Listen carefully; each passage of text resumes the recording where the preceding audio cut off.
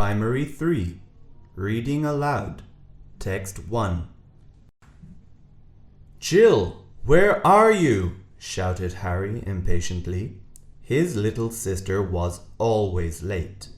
He had been waiting for more than 15 minutes already.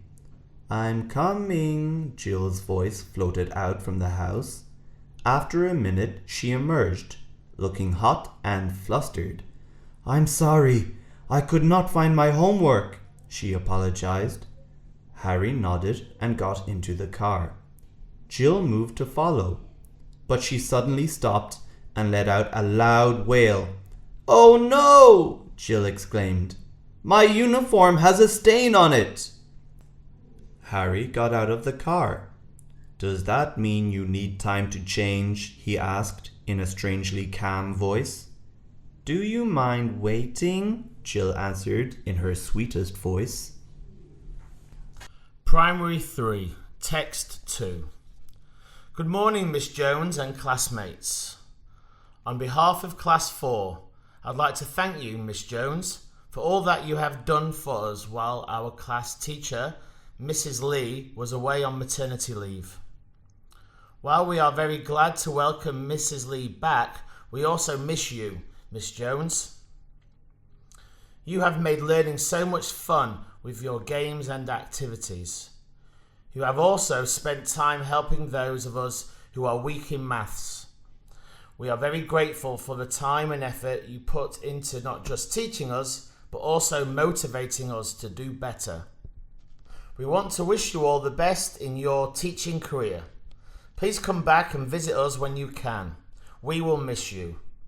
I would now like to invite Sarah to present Miss Jones with a bouquet of flowers from the class. Primary 3, Reading Aloud, Text 3. There was no one in the room, only mirrors, many mirrors.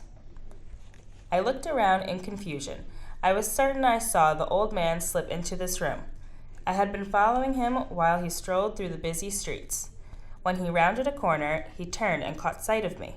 Then, like a spooked cat, he dashed into a nearby house. I followed just in time to see him run into a room. I stepped into the room cautiously.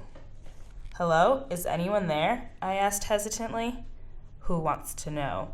answered a soft voice in a strange accent. I'm looking for someone, an old man," I stammered.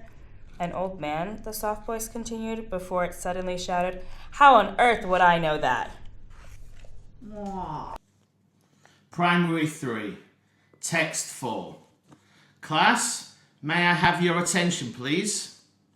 Our form teacher, Mrs. Lee, will be back from maternity leave next Monday. We won't have lessons with her straight away, but the principal has allowed us to organise a welcome back party for her at the canteen. The party will begin at 1:30 p.m. on Monday. So, let us gather at the canteen at 1 p.m. on Monday. Those of you who are responsible for the food, please make sure that the food is laid out on the tables properly. For those who are in charge of decorations, please ensure that the decorations are up as well.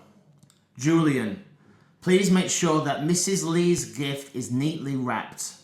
Lastly, please remember to be punctual. Thanks very much, everyone, for your help and cooperation. I'm sure Mrs. Lee will be very surprised and pleased to see all of us on Monday.